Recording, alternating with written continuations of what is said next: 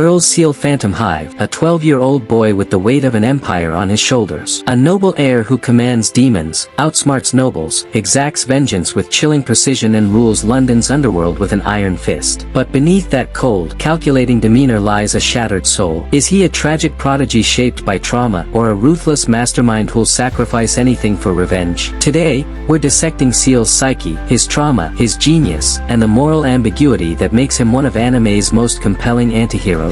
But to truly understand Ciel's cold brilliance and chilling ruthlessness, we have to go back to where it all began, a childhood shattered by tragedy. Ciel was born into privilege. As the heir to the prestigious Phantomhive family, he lived a life of luxury, love, and security, until it was all ripped away. At just 10 years old, Ciel witnessed the brutal murder of his parents and was subjected to horrifying trauma, including abduction and ritualistic abuse by a dark cult seeking to summon a demon. These events didn't just break him, they remade him, and forged the boy we know today. In his desperation, Ciel forged a Faustian contract with a demon, Sebastian Michaelis, his soul in exchange for the power to destroy those who wronged him. In that moment, Ciel Phantomhive died, and something colder took his place. Before the tragedy, Ciel was carefree, even playful. After he became closed off, distrustful. The contract isn't just power, it's a suicide note. Ciel doesn't expect to survive his revenge. His pact ensures his soul will be devoured, meaning he's already accepted damnation.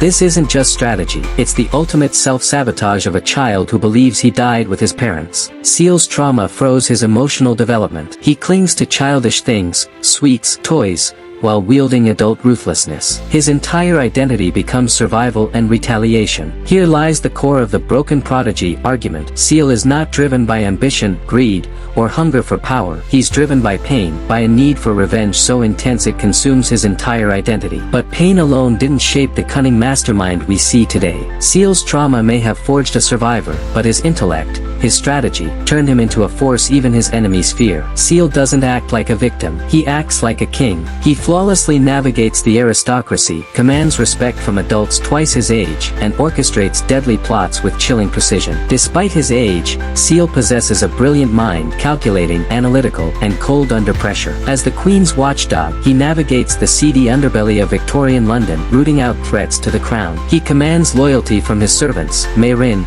Bard, Finian. Despite his cruelty, even Sebastian respects his wit. In public, he wears the perfect mask of the Victorian noble, poised, calculating, untouchable. In private, he's even colder, willing to manipulate, deceive, and even sacrifice others to achieve his goals. Ciel's emotional wounds didn't just break him, they hardened him. Ciel weaponizes his trauma. His youth disarms enemies. Who expects a child to be the puppet master? But this is his genius. He turns weakness into power. The aristocracy sees a noble heir, the underworld meets a predator, and neither realizes they're playing his game until it's too late. In many ways, he mirrors the role of a chess player, moving pieces on a board, fully aware that real lives are at stake, and willing to pay that price. Ciel doesn't just win, he ensures his enemies know they've lost. But brilliance without conscience is a dangerous weapon. As Ciel sharpened his intellect, he also honed a chilling cruelty, one that raises a darker question. Is he truly seeking justice, or simply becoming the very thing he set out to destroy? Here's the real question: is Ciel a victim fighting back, or has he become as monstrous as those who hurt him? At what point does survival and revenge turn into cruelty?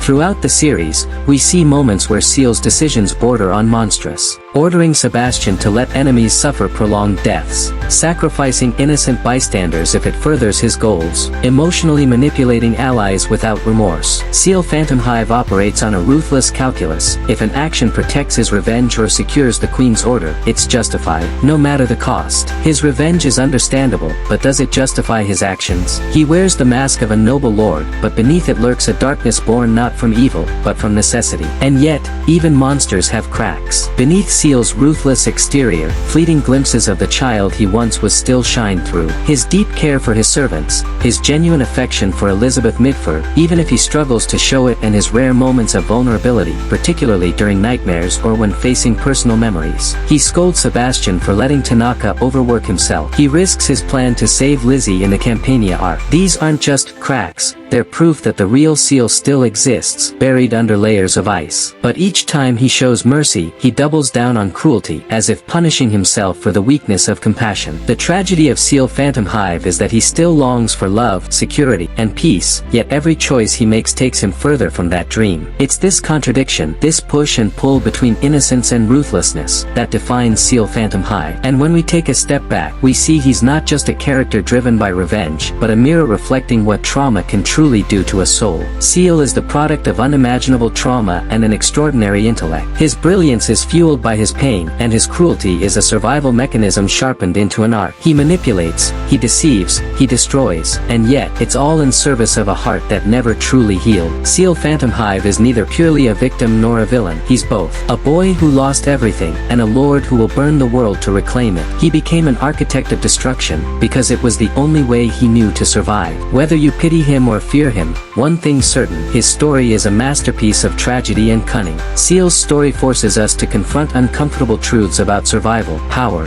and identity. And in the end, how we judge him reflects more about our own values than it does about him. So, what do you think? Will he find peace, or is he doomed to fall deeper into darkness? Will he break free from his cycle of revenge, or will his ambition consume him entirely? Let me know in the comments. Thanks for watching. If you enjoyed this deep dive into the world of Black Butler, make sure to like, subscribe, and hit the bell icon so you don't miss our next exploration into the darkest corners of anime storytelling. Until next time, keep questioning what lies beneath the surface.